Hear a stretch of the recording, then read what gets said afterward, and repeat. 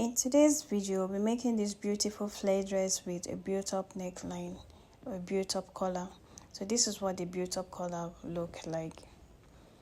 So I've gone ahead to join my pattern paper to enable me get the length of my dress. So yeah, I'm marking out 3 inches. This 3 inches is for the built-up collar. So I'll just rule that out. So my measurement will be starting from this new line. So I'm marking my shoulder measurement divided by 2, which is 7. So I'm going down by 1 inch for my shoulder slope.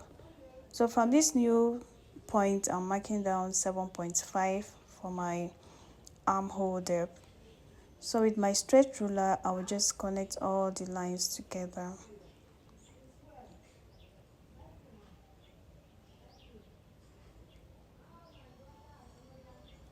So for my neck width, I'm using 3 inches, so I'll just connect that point to my 1 inch shoulder slope. So to get my armhole curve, I will just mark my bust measurement divided by 4. Then I'm using 1.5 as my seam allowance. So I'll just mark from my shoulder slope to my chest line and divide that and mark the point. So from that point, I'll go in by 1/2 inch. So I'll just connect all the points together.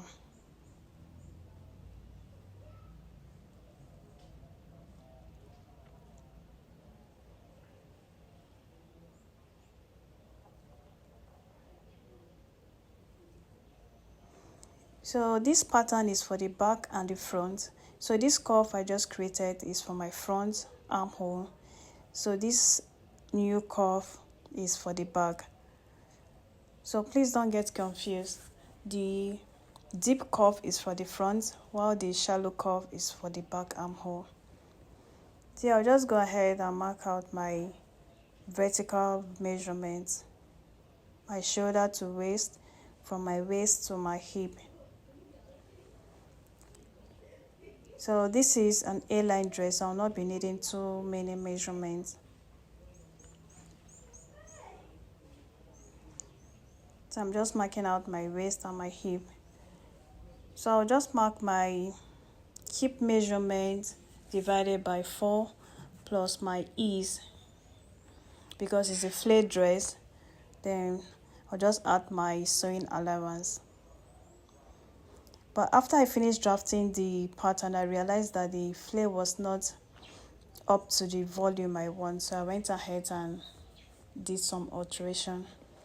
So I'll just connect my bust measurement to my hip and connect it all across to the hem of the dress.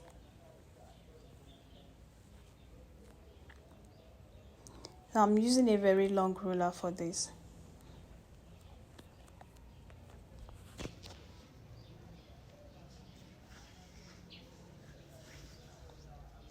So it's time to build the neckline, the collar. So I went up by 2 inches, that's the height of the collar I want, 2 inches. So I'll just mark the 3 inches of my neck width. I'll just square that out. So from this angle where my shoulder slope meets my neckline, I'll just go out by 1/2 inch. This will enable me create a nice curve. So from the end of the collar, just watch what I'm doing. This point, I'm marking out 0.25. So I'll just go ahead with my pencil and try and create a curve.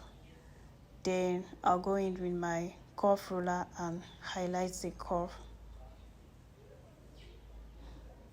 So mind you, I'm marking the front and back together. So what I'm building now is the back neckline. So the center back, I still went down again by 0.25 so that the collar will relax nicely at the back of my head. So I'll just connect it with my curve ruler. So this particular pattern is for the back. So I want to create the front neckline.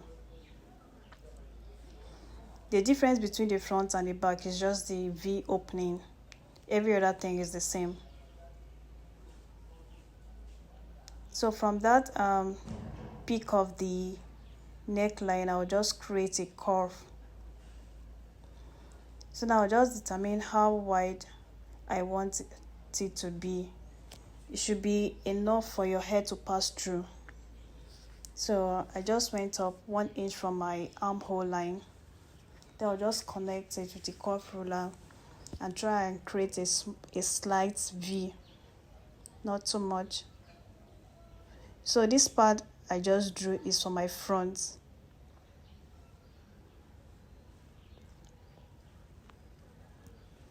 So I'm just trying to show that this other side with the curve is the front, while the other part is the back. Both patterns are almost similar. It's just the armhole curve and the back neckline that is the difference. So at the end of the day, when I finished cutting, I realized that the pattern was not full enough. So I want to create some fullness, so I'm just dividing my pattern into 8 equal parts at the hem. So I'll do the same thing by the chest line. I'll just slash everything, then try and spread it out so that I can have more flare to my dress. So I'm gonna head to roll my lines across. I'll just cut it out and spread it. So yeah, I've gone ahead to slash everything open. So yeah, this is me trying to cut it on my fabric. So I'm just giving 2 inches space in between the slash lines. So if you notice, my fabric was not enough, so I'll just go ahead and join a triangle around that edge. So I'm marking where I would attach my triangle. As you can see, I'm not cutting close to my seam line, so I'll just sew everything, then I'll just go ahead and shape it to my actual length. So this is the attachment I'll be doing.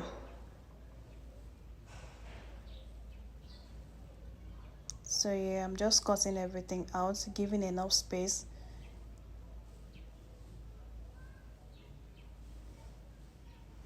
So yeah, I went ahead and cut the front and back together. I cut the back pattern first, then when I finish cutting, I'll remove the front and shapen the front neckline and the front armhole. So yeah, I've attached my small triangle, that's why I'm trimming it to my actual length. So now I've removed my front pattern. So now I want to shapen the front armhole and the front neckline.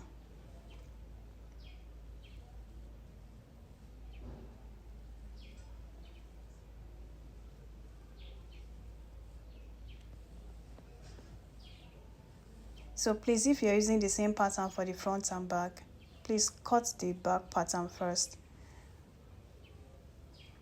Yeah, here I'm trimming off the V. I'll just go ahead and shape it on my main fabric too.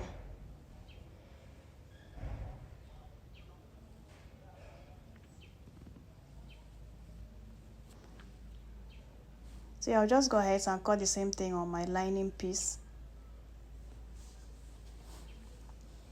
So this is how my V will look like. I'll be attaching a button.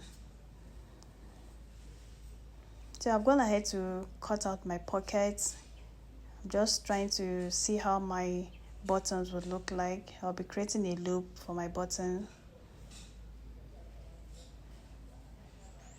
So I'm just trying to place my pocket to see how it will look like.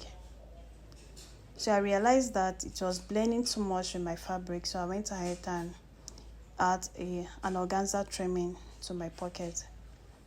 So yeah, I'm just checking how my loop will look like. So I'm gonna have to attach my loop. I'll just turn everything out with my lining by the neckline. So I've gone ahead to turn the front and back neckline. And this is what it's looking like. This is my back. I've turned it with my lining. So yeah, I've gone ahead to attach the organza trimming to my pocket to give it a little detail so that it will match with my button. So I think this is better. So I'm just checking how the pocket will look like, and I like the effect. So I've gone ahead to attach my sleeve, and I'll just stitch it right side to right side, straight down. And here I'm done. This is what my dress looks like after attaching everything. It's a very simple and straightforward tutorial. So this is the built up neckline. So you just make sure you give it a very nice press, and